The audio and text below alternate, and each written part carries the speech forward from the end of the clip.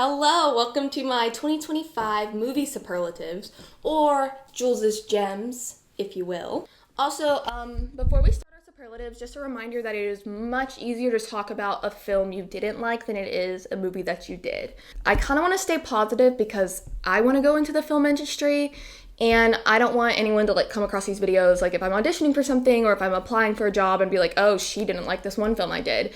Which I'm not sure if people would do that because, art is subjective, and I think as an artist we're all allowed to have opinions. However, I will. There is a worst movie for the year, and I will say it. I think it is really more productive to talk about what you don't like as an artist, because then you can say, oh, I would do this differently, and you can establish a taste for yourself. Also, I'm not repeating any movie I reviewed in my Film Fest vlog, just because they've already had their moment, and this video is already going to be really long, so. Okay. In 2025, I watched 95 films. My funniest Letterboxd review award goes to Gremlins. My Letterboxd review for Gremlins was, quote, "We have got to stop giving people live animals as presents." And then, ... finally a Christmas movie for us chaos junkies. The next superlative is best film bro movie I watched this year. Goes to American Psycho. I went into that movie blind. I had no idea what it was going to be, and I think it's interesting kind of the discourse that we have around it now. I love that at the end of the day, even though it's a man-centric movie, it's a woman's story. The screenplay was written by a woman, it was directed by a woman. Was it? It looked into the Madonna, it's not called the Madonna whore complex, but I think it's called the mother whore complex, because he had that with all the women that he killed. But yeah, it was really good. I'm hearing they're making a remake, and that there's also a sequel. I don't know. I'm so over remakes and sequels. Just stop. Get a grip. Stop making sequels and remakes. 2025. Unless it's Percy Jackson, because the next superlative is movie that I don't know how to feel about. And that award goes to Eternity. Eternity is about a woman whose husband died when she was young. Then she got remarried, and then she and her new husband die when they're old. They go to Eternity, aka the afterlife, where you have to choose a singular place to spend the rest of your eternity. But the woman's original husband has been waiting for her, and she has to choose which husband she spends eternity with.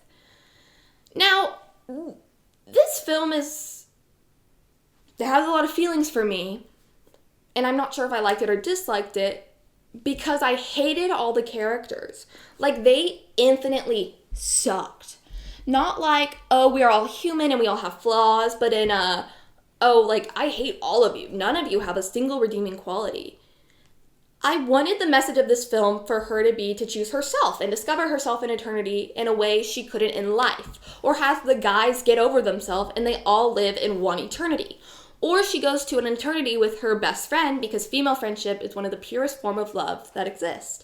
But even though all of those endings were what I wanted as I was watching the movie, I think I still liked how it ended. I won't spoil the ending, but I was satisfied with the ending, but it was not the ending I personally would have given it. But why am I so conflicted if I've just said I didn't really love the ending, I didn't like the characters? What I loved about the film was divine joy. Oh my goodness, the saving grace character in this movie, stunning. She also came to my school. I sadly didn't go to her masterclass though. There's always something you regret not doing during Film Fest. I also loved how original the concept of this movie is, and the execution of the concept, which is furthered by the production design. I loved how vibrant this film is. It reminded me of that tweet that say, "The children yearn for Technicolor," which is so true. My Letterboxd review was, quote, "Callum Turner looks so much like Corey Monteith, it was distracting." Unquote. That was really distracting throughout the film. Deadass, I thought they did necromancy or something. I almost pulled out, I saw it in theaters, and I almost pulled out my phone in the theater to Google. I was like, did I enter an alternative reality? Is this a Mandela effect? Did Corey Monteith not actually die? at the moment. I'm thinking about starting a new series called In Defense Of, which is basically where I take kind of controversial moments in pop culture or controversial pieces of media and I defend them. I've got a couple that I want to do. I want to do one for Cowboy Carter because it's like my favorite album of all time, and the 1 year anniversary of it winning Best Album is coming up. I want to do Watcher Entertainment because they truly are a pillar in my daily life. But there are a lot that I'm like, I need to defend these to the internet. But yeah, so I'm floating that around. I don't know if I want to call it In Defense Of because then I want people to click on it. So I feel like the title needs to be clickbaity, but I don't know. But the In Defense Of award goes to Wicked for Good. This is part 2 or act 2 of Wicked. I love Wicked so much. It was the first musical I ever saw live. There's really a special place in my heart for Wicked. However, this movie showed the strength of the first act of the film. Is it still a 5-star watch for me? Yes. Did I prefer the first one overall? Yes. I will say, as someone who was upset about the length of some films being over 2 hours at Film Fest, and my mother's one-word review of this film being long, it didn't feel that long to me, and I don't think you could have cut this one down. I love this movie, and it's going to be in my rewatch rotation. Hot topic, real quick. I think the second act has better musical numbers. You need to leave! I know, sue me. The set that they did build out for this movie was so beautiful. The costume design. Ugh, I love Paul Tazwell. Oh, and Miss Alice Brooks! Claps for female cinematographers. I have so much respect for her. Oh, and Cynthia Erivo is stunning, and Ari, oh my goodness. I have such a love for the two of them in these roles. Oh, and my Letterboxd review for the second time I saw it in theaters was, quote, proof that closeted lesbians are the key to stopping fascist regimes, unquote. And I will not let the internet tell me that this movie is bad. The worst movie of 2025 was The Materialist. This movie sucked ass. It's about this matchmaker who broke up with her boyfriend because he was poor but starts dating this rich guy, but then she realizes she's still in love with her poor boyfriend. My Letterboxd review, which sums up my feelings about it, quote, a waste of an amazing cast. So I just watched 2 caricatures of poor people, neither with redeeming qualities, fall in love with each other without any chemistry. Right. BRB, gonna watch Hitch, unquote. Like, me and Jasmine, like, we just sat there after it finished like this. Like, what the fuck did we just watch? Movie that disappointed me. Housemaid. I love, love, love this book. It was by far one of my favorite books of 2025. The cast was perfect. The trailer was so good. And I want to do a video on how movie trailers have gotten bad. And for this movie to have such a good trailer, I was so excited for it. I was so disappointed when I watched it. I am not going to talk too much about it because I'm going to make a video on it. That's what's up next. Okay, most aesthetic movie was Priscilla. Priscilla is an A24 Sofia Coppola movie based on Priscilla Presley's book, Elvis and Me, and is the story of her and Elvis's relationship. It's a beautiful movie, and I think about that ending scene of the movie all the time. I talk about it like, ugh. Movie that shocked me the most is Drop. Yes, this is that movie that Mr. Beast was in. I actually got to see this at an early screening presented by SCAD, and I think that this would not have made the list if I hadn't seen it in theater. Drop is about a woman who is going on a first date when she starts getting mysterious airdrops telling her to poison her date. It was thrilling and shockingly funny. You know how in thriller and horror movies, you try to figure out a way to survive? The second that you would come up with something, the characters would shoot it down and it wouldn't work. I enjoyed myself throughout. Megan Faye? I don't know, girl. Is such a good actor, and I think she was in a lot of projects this year, and I'm excited to see her in more. Oh, and there's this shot in the movie where she's looking out the windows and the lights go out. Just, like, gorgeous, one that I think about all the time. Shout out to that cinematographer. I was so pleasantly surprised by this movie. I really wasn't expecting to like it. I went in blind, and everyone kind of hated it, but I was like, it was so much fun. I lost myself in it. My Letterboxd review is, you know what? A must-see in theaters. The award for the weirdest movie experience is together. Jasmine and I, we got the bright idea. We're like, we want to go see it together. And we're like, let's go see it at 10 a.m. on a Wednesday. What the fuck went through our brain? What made us go, yeah, 10 o'clock on a Wednesday, that is when we should see it together. I would also say we were not the only people in the theater, but there were only like 6 people in the theater. So then you're like, okay. Not a good movie. And we kept looking at each other going, what the hell did we choose to see at 10 a.m. on a Wednesday? My guilty pleasure movie of the year. Your Monster. Your Monster is on HBO Max. Watch it right now. It is about a girl who gets cancer and her boyfriend breaks up with her. And her boyfriend was like deeply tied to her job. So then she has to move back into her childhood home. And the monster that she grew up with and was living in her closet has grown up too. And they come together and they fall in love. I know it sounds so weird. And like those weird book talk girlies, those books, which are so odd. I don't understand. Those books are weird to me. However, I love this movie. It's so beautiful and I'm like gonna cry thinking about it. I love this movie so much. I've seen it so many times and I try to show it to people and these people are just not on the freaky like I am. I love a good freaky movie. That's why I kind of like Together. I have a list on my letterbox called freaky movies and I love them. There's something so weird about them.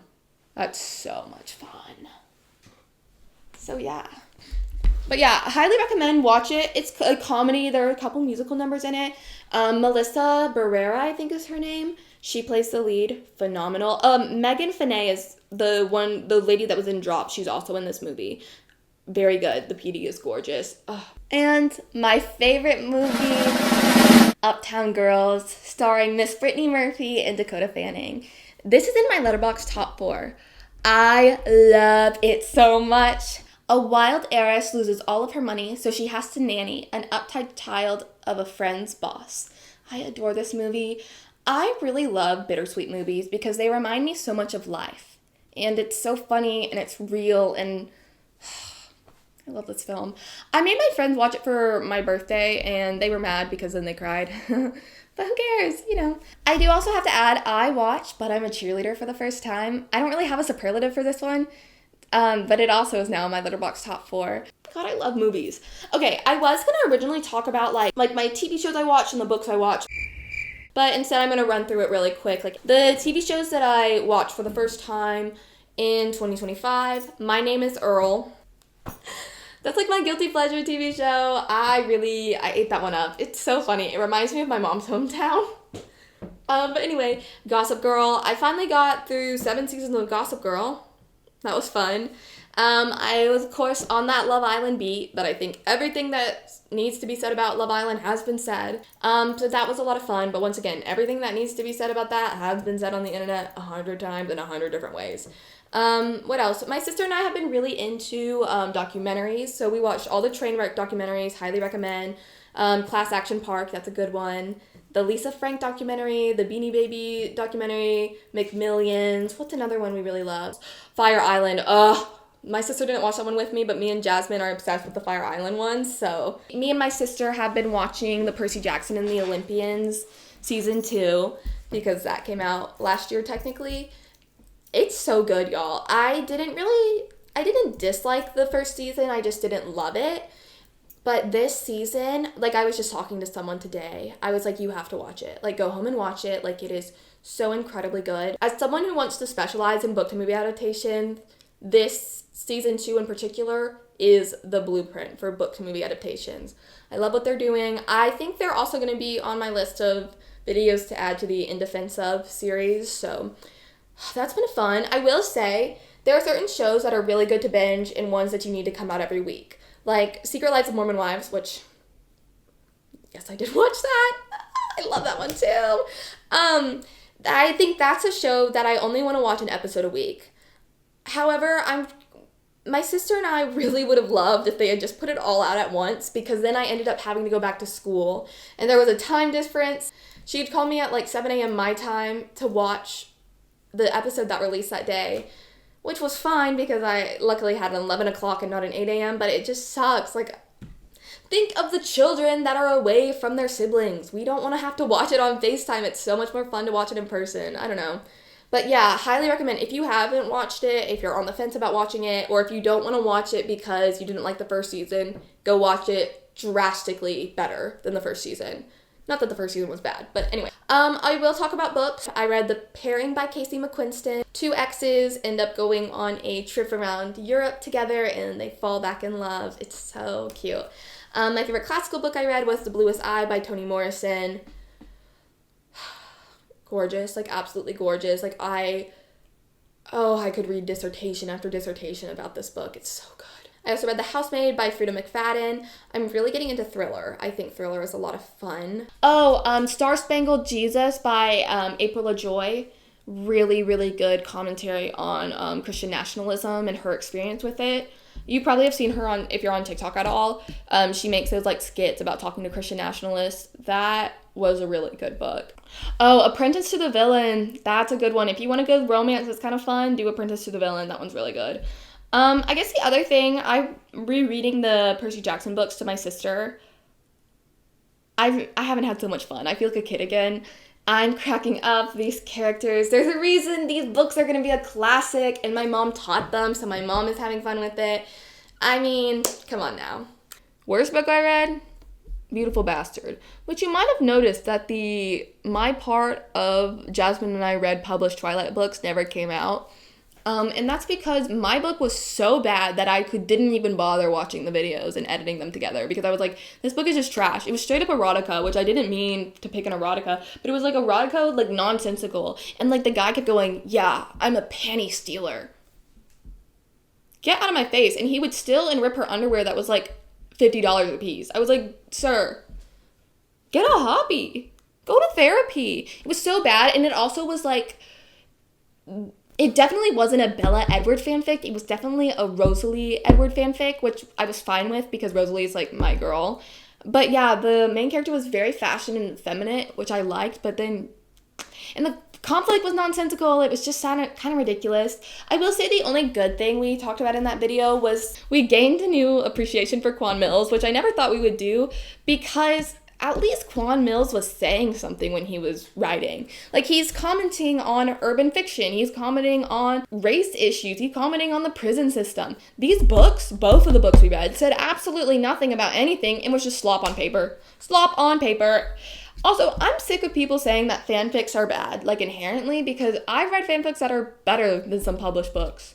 Y'all are just publishing the wrong ones. Alrighty, that wraps up my superlatives of 2025. Thank you so much for watching. Please like and subscribe. If you want to contact me or get involved on my Instagram, check the links down below. What's coming next on the channel? I am going to do a video about The Housemaid, and then I'm going to do a video about me deleting TikTok, what led me to that decision, and how my life has improved. I think I am going to start my In Defensive series. We're going to do a mix of lifestyle content and film content. So I'm really excited about what's to come. Thank you so much for watching. What's your favorite film of 2025? Please comment down below, like and subscribe.